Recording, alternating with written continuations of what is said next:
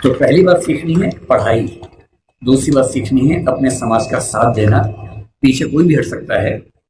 जाति को लेकर कबीरदास ने बड़ी गहरी बात कही थी कि व्यक्ति की पहचान उसकी योग्यता से होनी चाहिए, मेहनत से होनी चाहिए। जाति में क्या रखा हुआ है? उन्होंने कहा, जाति ना पूछो साधु की, पूछ लीजिए ज्ञान। ज्ञान पूछो, मोल करो तलवार का, पड़ी रहन दो म्यान। म्यान में क्या रखा है? तलवार की कीमत है। और यदि हम कहते हैं कि पिछड़े समाज के लोग पढ़ने में पीछे हैं, तो ऐसा क्या था कि एक बच्चे को मौका मिला और वो पूरी संविधान सभा में सबसे ज्यादा पढ़ा लिखा व्यक्ति बन गया? इसका मतलब है कि अवसर मिले, जुनून हो तो व्यक्ति कुछ भी कर सकता है। और मेरे पास जो मेरे प्रेरणा स्रोत हैं बहुत सारे हैं, उनमें से एक डॉक्टर अंबेडकर हैं। जब जब मैं इस रूप में प्रेरित होना चाहता हूं कि किन व्यक्तियों ने अपनी जिंदगी की आहुति देकर एक पूरे समाज, एक पूरे राष्ट्र की जिंदगी बदली, मुझे अब्राहम लिंकन, मेरी गूज, रोजा पार्क्स, डॉक्टर अंबेडकर, ऐसे कुछ नाम याद आते हैं। और मेरा मन कहता है कि मैं अपने समाज के बच्चों से, केवल आपसे नहीं, मैं अपने घर के बच्चों से भी यही कहता हूँ कि जिंदगी जियो तो वैसी जियो कि आपके जाने के बाद लाखों करोड़ों व्यक्तियों का जीवन बेहतर बने। और ये मजाक नहीं है। डॉक्टर अंबेडकर ने हमेशा कहा कि भाई नायक पूजा मत करना। जब लोग उनका जन्मदिन मनाते थे वो बुरा मानते थे कि यार तुम बिना बात के मुझे भगवान बना रहे हो, ऐसा मत करो। नाराज होते थे कि ये तुम मुझे भगवान बना दोगे तो तुम अपनी जिम्मेदारी भूल जाओगे, सोचोगे भगवान था, इसी का काम था, मेरा काम नहीं है, ऐसा मत करना। उन्होंने खूब मना किया। समाज की अपनी मजबूरी है कि यदि कोई व्यक्ति इतना महान काम करके जाए तो उसको सम्मान न दे तो क्या करे। इससे उनका जन्मदिन भी मनाया जाता है, पुण्यतिथि भी मनाई जाती है। 14 अक्टूबर का दिन भी नागपुर में मनाते हैं। आज 7 नवंबर, आज का दिन बड़ा पवित्र है। आज वो जीवन में पहली बार स्कूल में गए थे, उसी स्कूल में जहाँ दरी हाथ में लेके जाना होता था। ये उसी स्कूल की बात है। और मुझे खुशी है कि ये जो संगठन है यहाँ इस दिन को मना रहा है। और मैं एक अंतिम एग्जाम्पल की बात समाप्त करता हूँ। 1954 का एग्जाम्पल है। अमेरिका में जो स्थिति हमारी यहाँ दलित समाज की है, वो स्थिति अमेरिका में अश्वेतों की रही लंबे समय तक। हुआ क्या कि जब अमेरिका आजाद हुआ तो अमेरिका के संविधान में समानता की बात लिखी गई। जब समानता की बात लिखी गई तो दास लोगों ने विरोध किया कि अगर समानता है तो हम दास कैसे हैं। 90 साल लगे दास प्रथा को समाप्त करवाने में। अब्राहम लिंकन ने खत्म किया, अपना जीवन दे दिया। तो 1866 में दास प्रथा खत्म हो गई, लेकिन अभी भी अश्वेतों को अधिकार नहीं मिले। महिलाओं को वोटिंग राइट्स नहीं मिले अभी तक। अब महिलाओं और अश्वेतों के आंदोलन शुरू हुए कि हमें बराबरी चाहिए। और उसमें एक घटना, बड़ी रोचक घटना है, सुनिए क्या हुआ। 1950 के आसपास अश्वेतों का आंदोलन बड़ा प्रखर हो गया। उस समय डॉक्टर अंबेडकर अपने जीवन के आखिरी दौर में थे। उन्होंने भी उस आंदोलन को देखा, समझा। उसमें 2 घटनाएं घटी। एक महिला थी रोजा पार्क्स। अमेरिका का नक्शा देखा हो तो उसमें एक राज्य है अलाबामा। अलाबामा में एक शहर है मोंटगोमरी, वहां का प्रसंग है। अस्पृश्यता कुछ मात्रा में अमेरिका में भी थी और देशों में भी थी। कैसे थी देखिए। वहां एक नियम था कि जो सरकारी बसें होती थी उन बसों में शुरू की 4 सीटें केवल श्वेत लोगों के लिए होती थी और चौथी सीट के पीछे अश्वेत लोग बैठ सकते थे। वो भी एक कंडीशन पे कि यदि श्वेतों की 4 सीटें भर गई और फिर कोई श्वेत आ गया तो अश्वेत को सीट छोड़नी पड़ेगी। ये कंडीशन थी। तो लोग करते थे, बैठते थे, 4 सीट छोड़ते थे। कोई श्वेत आ गया, उठते थे, छोड़नी पड़ती थी। उनको खराब लगता था। ये वही पानी है जो उनको नहीं मिलता था, है ना। इसके लड़ना नहीं है, प्यार से लेना है, झगड़ा नहीं करना है। एक दिन उनके जैसा जी के देखो कि पानी नहीं मिला। एक दिन जी के देखो ताकि समझ में आए कि उनका जीवन कैसा था। क्या एक महिला थी जिसका नाम था रोजा पार्क्स, करीब 40 साल की, बहुत ही सभ्य महिला थी, अश्वेत महिला थी। कई बार उठ चुकी थी बस से, बस में बैठती थी, उठा दिया जाता था। एक दिन उसको बहुत गुस्सा आ गया। तो बस में बैठी थी 5वीं सीट पे, पहली 4 पे श्वेत लोग बैठे, कुछ लोग और आ गए। ड्राइवर जिसका नाम विलियम ब्लेक था वो उठा और उसने कहा कि आप उठिए। 3-4 लोग थे अश्वेत, सब उठ गए। उसका उठने का मन नहीं हुआ। ड्राइवर ने फिर कहा कि उठना होगा। उसने कहा ऐसा है कि मैं तो नहीं उठूंगी, जो करना कर लो। बस आगे नहीं बढ़ी। पुलिस आई।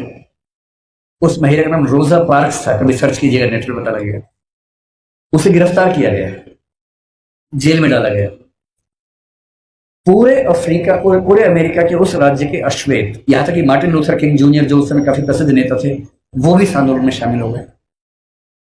सभी अश्वेत व्यक्तियों से निवेदन किया गया कि सरकारी बस में बैठना ही नहीं है। तो सरकारी बस का एक प्राइवेट बस कंपनी को ठेका मिला हुआ था, वो चला रही थी। अश्वेत समुदाय ने बड़ी गजब की एकता दिखाई। 20-20, 30-30 किलोमीटर दूर उनके घर थे, टैक्सी से आए। अश्वेत टैक्सी वालों ने बस के बराबर किराए में टैक्सियां चलाई, लेकिन बस में नहीं बैठे। 1 दिन, 2 दिन, 3 दिन, होते होते 381 दिन आंदोलन चला। 381 दिन, 1 साल से ज्यादा कोई बस में नहीं बैठा। और अंत में अमेरिका के सुप्रीम कोर्ट को इस कानून को खारिज करना पड़ा जिसमें अश्वेत बैठ नहीं सकते थे, और वहां उस आंदोलन की समाप्ति हुई। डॉक्टर अंबेडकर हमारे समाज के रोजा पार्क्स बने, अब्राहम लिंकन बने।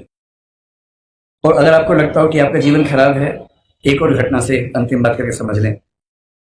अमेरिका में जब समानता आई तो स्कूल शुरू हुए। अश्वेत बच्चे बोले हम भी स्कूल जाएंगे। कुछ कुछ अंबेडकर जी की याद आपको आएगी इस घटना से। अब अश्वेत बच्चे स्कूल जाएंगे, ये तो वहां के संविधान में लिखा हुआ था।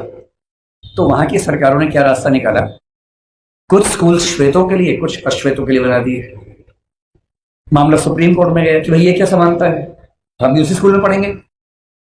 तो सुप्रीम कोर्ट ने फैसला दिया कि नहीं, समानता का मतलब सिर्फ इतना है कि आपको स्कूल मिलेगा, अच्छी गुणवत्ता का मिलेगा, लेकिन अगर अलग अलग स्कूल है तो इसमें कोई दिक्कत नहीं है। तो ये व्यवस्था ठीक है कि अश्वेतों का स्कूल अलग, श्वेतों का स्कूल अलग। अब ये बड़ी दिक्कत थी अश्वेतों को। आंदोलन चलता रहा, चलता रहा, चलता रहा। 1954 में जब आंदोलन चल रहा था ये वाला, सुप्रीम कोर्ट अमेरिका का, उसको भी लगा कि अब समय बदल रहा है, और अमेरिकी सुप्रीम कोर्ट ने एक नया फैसला दिया, ब्राउन का मामला कहते हैं, और उसमें उसने घोषणा की कि समानता का जो 14th अमेंडमेंट की समानता उनके यहाँ है, उसके तहत समानता का सही मतलब यह है कि जिस स्कूल में श्वेत बच्चे पढ़ेंगे उसी स्कूल में, उसी क्लास में अश्वेत बच्चे भी पढ़ेंगे। ये 1954 में हुआ। अम्बेडकर साहब 56 में गए, उनके सामने की बात है, 2 साल आखिरी थे उनके पास। अब जब ये हुआ तो अमेरिका में हंगामा हो गया। श्वेत समुदायों ने इतना हंगामा किया, अपने शहर तक बदल लिए ताकि एक ऐसी जगह जाके रहें जहां केवल श्वेत लोग रहते हैं, उनके स्कूल में केवल श्वेत लोग पढ़ें। अब अश्वेत बच्चे स्कूल में कैसे जाएंगे? तो हुआ कि जो बस जाती है स्कूल की श्वेत बच्चों की, उसमें अश्वेत बच्चे भी जाएंगे। और मैंने वो कहानियां पढ़ी हैं विस्तार में। जब पहली बार अश्वेत बच्चे श्वेत बच्चों के साथ स्कूल में गए, उस बस को घेर कर पुलिस की कम से कम 10 गाड़ियां आगे पीछे चल रही थी, क्योंकि किसी भी तरफ से हमला हो सकता था, गोलियां चल सकती थी, बच्चों की हत्या हो सकती थी। और बहुत भारी संख्या में पुलिस बस के साथ साथ स्कूल के अंदर, स्कूल के बाहर खड़ी होती थी।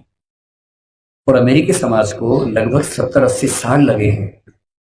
लेकिन अगर आप ध्यान से देखें, 1776 की आजादी जो दासों की आजादी नहीं थी, अश्वेतों की नहीं थी, महिलाओं की नहीं थी।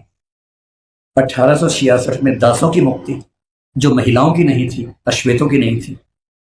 1950-55 के आसपास महिलाओं और अश्वेतों की मुक्ति। ठीक उस समय मार्टिन लूथर किंग जूनियर को 35 साल की उम्र में नोबेल पुरस्कार मिलना, और उसके लगभग 50-55 साल बाद बराक ओबामा का अमेरिका का राष्ट्रपति बनना। इतिहास ऐसे बदलता है। इतिहास में हर व्यक्ति को अपने हिस्से की भूमिका निभानी होती है। अम्बेडकर जी ने अपने हिस्से की भूमिका निभा दी है, आपकी बाकी है। ठान लीजिए, इतना पढ़ना है। उस आदमी को सोचिए, वो उसने अपने जीवन में पहला रिसर्च एंथ्रोपोलॉजी में किया। अम्बेडकर जी ने एंथ्रोपोलॉजी के विद्वान, इकोनॉमिक्स में पीएचडी की, और वो व्यक्ति पॉलिटिकल साइंस और संविधान का एक्सपर्ट बना बाद में। जिस विषय में बात करेंगे उस विषय का एक्सपर्ट बना। अगर वो ऐसा कर सकते हैं तो आप क्यों नहीं कमर कर सकते? और मैं अंत में ये बात कहकर समाप्त करूंगा, ठान लीजिए उन्हीं की बात, पैरों में जूते हो ना हो। तुम लोग ध्यान से समझो, पानी की बोतल मिले ना मिले, हाथ में किताब होनी चाहिए। और किताब सूरज से, धूप बचाने के लिए नहीं होती है। आप बचा लो, कोई बात नहीं। किताब इसलिए नहीं चाहिए कि धूप से बचना है, किताब इसलिए चाहिए कि धूप जैसा तेज अपने अंदर पैदा हो।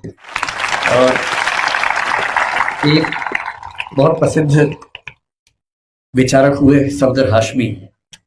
उन्होंने मजदूर समाज के लिए एक बात कही थी जो मैं आपको कह रहा हूं। उन्होंने एक गीत लिखा कि शिक्षा से ही बदलाव हो पाएगा। वो कहते हैं, पढ़ना लिखना सीखो ओ मेहनत करने वालों, पढ़ना लिखना सीखो ओ मेहनत करने वालों, पढ़ना लिखना सीखो ओ भूख से मरने वालों, क ख ग घ को पहचानो, अलिफ को पढ़ना सीखो, अ आ ई को हथियार बनाकर लड़ना सीखो। जो लड़ाई आप लड़ रहे हैं उस लड़ाई में ना बंदूक चाहिए, ना तोप चाहिए, ना लाठी चाहिए, ना भाला चाहिए, डंडा नहीं चाहिए, किताब चाहिए, अक्षर चाहिए। और पढ़ना क्या है? हर चीज पढ़नी है। संविधान को घोट लेना है ताकि आपको पता रहे क्या अधिकार है। कानून को ठीक से पढ़ना है, सीआरपीसी आईपीसी को ठीक से पढ़ना है ताकि कोई आपके खिलाफ ज्यादती न कर सके। हर नागरिक को पता होना चाहिए कि मेरे क्या अधिकार हैं और मैं राज्य से क्या उम्मीद कर सकता हूं। साहित्य भी पढ़ना है और वो साहित्य देखना है जो साहित्य आम आदमी के पक्ष में है, वो साहित्य नहीं जो भव्य इमारतों के बारे में है। अदम गोंडवी जैसे साहित्यकार को पढ़ना है, कबीरदास को पढ़ना है जो समाज के आम व्यक्ति की जिंदगी को ठीक से समझता है, समझाता है। अदम गोंडवी ने आपके समाज के एक छोटे हिस्से के बारे में इतनी गहरी कविता लिखी, आइए महसूस करिए जिंदगी के ताप को, मैं चमारों की गली में ले चलूंगा आपको। ऐसा साहित्य पढ़ना है जो साहित्य समाज के उन वर्गों के बारे में है जिन्होंने जिंदगी की तलखी को, बुराइयों को, संघर्षों को सबसे ज्यादा सहन किया है, उनको पढ़ना है। तकनीक को पढ़ना है। डॉक्टर साहब ने कहा था कि जो समाज विज्ञान नहीं पढ़ता, ज्योतिबा जी ने भी कहा था, जो समाज विज्ञान नहीं पढ़ता वो कभी आगे बढ़ ही नहीं सकता। विज्ञान पढ़िए, तकनीक पढ़िए, आर्टिफिशियल इंटेलिजेंस पढ़िए, जो भी नई चीजें हैं जिनसे भविष्य में विकास होगा उन सब में पढ़ाई करनी है। और जितना पढ़ने के बाद आगे बढ़ेंगे बस ध्यान रखना है, आगे सिर्फ आप नहीं बढ़े हैं, आपका समाज आपके साथ आगे बढ़े, ये आपकी नैतिक जिम्मेदारी है। ये कह के बात समाप्त करूंगा। बहुत बहुत धन्यवाद।